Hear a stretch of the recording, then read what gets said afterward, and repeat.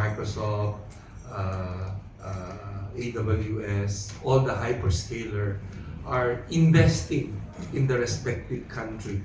Okay, so what we're missing in the Philippines that those big hyperscaler, those big data center are not investing in the Philippines because they feel, oh, we can serve Philippine market anywhere in the world.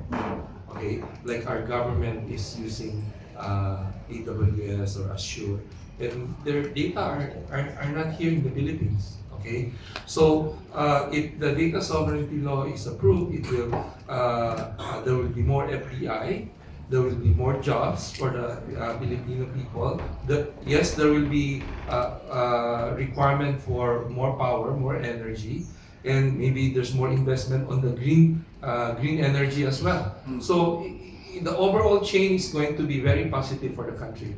Okay, more investment, more purchases of computer equipment, and faster latency.